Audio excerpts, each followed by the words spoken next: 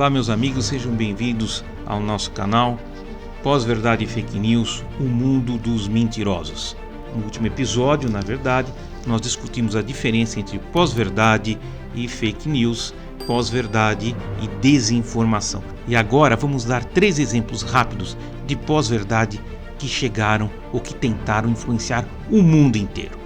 A primeira, a viagem do homem à Lua. Você já viu alguém, conhece alguém que não acredite que o homem tenha estado na Lua? Que isso tenha acontecido? Que Neil Armstrong teria, em julho de 1969, pisado na Lua? Tem gente que não acredita até hoje. E por quê? Quais são os motivos que foram dados para que não se acreditasse nisso? A ideia é de que havia uma conspiração e que essa conspiração visava fazer com que o governo americano fosse acreditado ou estivesse à frente da União Soviética na pesquisa espacial. Então, 3 argumentos foram lançados. As fotografias que foram batidas na Lua mostravam um astronauta hasteando uma bandeira americana. E logo vieram questionamentos. A bandeira tremulava, e se ela tremulava, isso não poderia ter ocorrido na Lua, porque na Lua a gravidade não era suficiente e nem havia vento para que a bandeira tremesse. Por outro lado, não havia estrelas no céu, e as rochas refletiam uma luz que vinha no mesmo sentido, quase na direção dos astronautas, e não de cima para baixo, como deveria ocorrer. Obviamente, isso depois foi esclarecido. A bandeira tremulava justamente porque não havia nem ar nem gravidade. Como o astronauta estendia a bandeira, ela tremulava pela força com que ela havia sido esticada. E ela não pararia de tremular porque não havia nem ar e nem gravidade que levasse à inércia, que fizesse com que a bandeira parasse.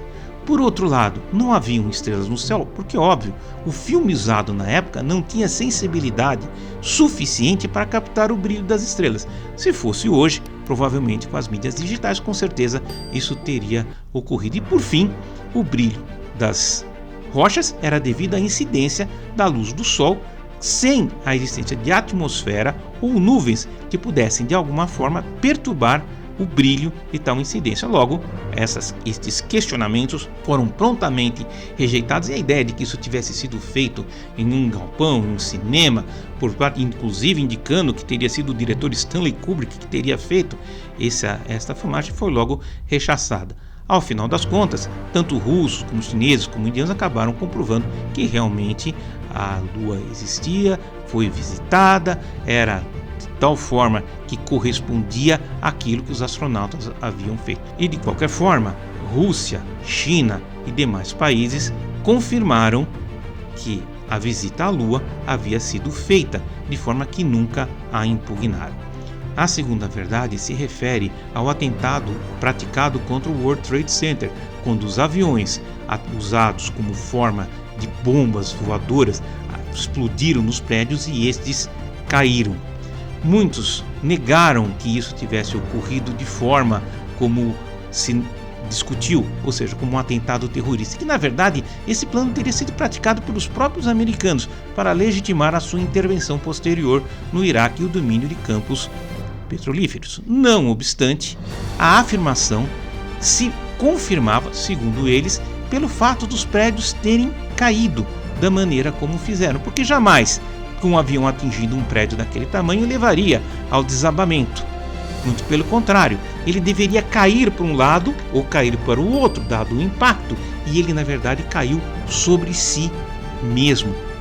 Portanto, isto não era exatamente um ataque, isso foi uma implosão feita pelo próprio governo americano para evitar que o resultado ou o ataque fosse esclarecido. Posteriormente, tudo foi desmentido e se apurou exatamente a questão pela qual os prédios praticamente caíram de uma forma reta, sem inclinar para um lado ou sem inclinar para o outro. O World Trade Center era diferente de todos os prédios construídos na época. Ele era formado por uma estrutura de aço sobre o qual era aplicado o concreto. De certa forma, este aço constituía a espinha, o esqueleto do prédio. e ele foi projetado para resistir a incêndios de até 3.000 graus, que eram os incêndios inerentes a prédios comuns, onde existem materiais inflamáveis, como madeira, papel, tecido de cortinas, etc.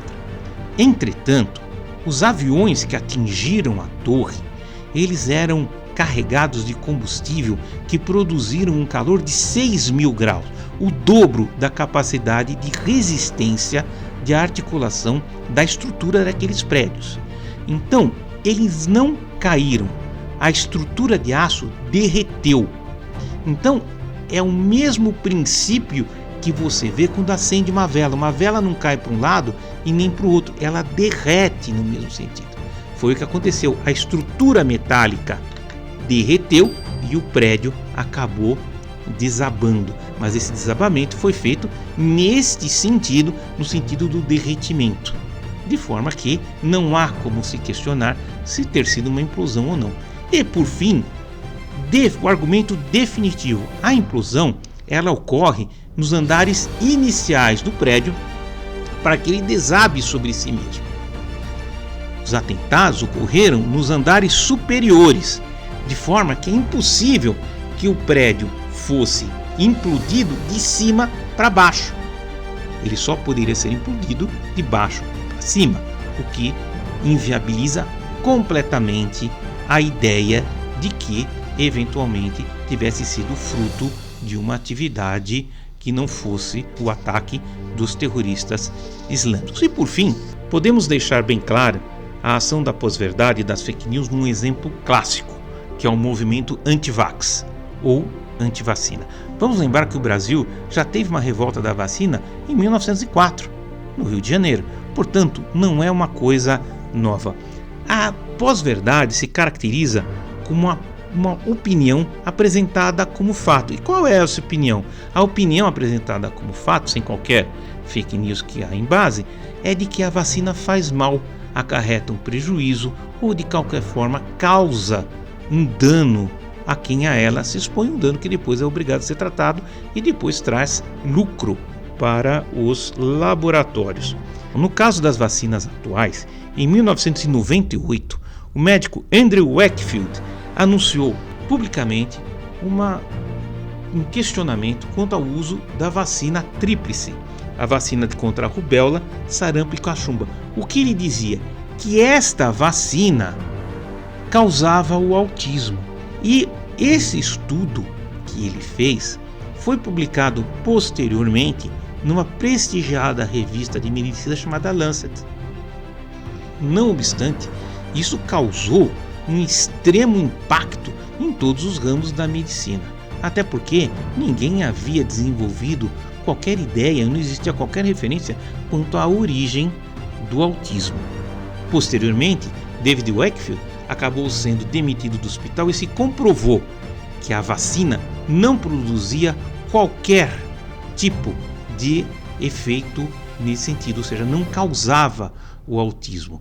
E David Wakefield acabou sendo processado também porque havia registrado a patente de uma outra vacina contra a rubéola, cachumba, que ele estava questionando, afirmando que a vacina que ele propunha não causava este efeito colateral, ou seja, não propiciava o autismo. Entretanto, esta verdade, esse questionamento se espalhou pelo mundo de maneira recente e leva ao questionamento do uso da vacina, que, como se reafirma, nunca foi comprovado, nunca se comprovou que as vacinas atuais tenham qualquer efeito colateral afora daquele já previsto. Essas foram as 3 formas que tentaram enganar o mundo com uma pós-verdade. Saiba mais no nosso canal, Pós-Verdade Fake News, o mundo dos mentirosos. Compartilhe, inscreva-se, curta e no próximo capítulo vamos adentrar em como evitar, como se acautelar contra o uso da pós-verdade, principalmente no mundo político.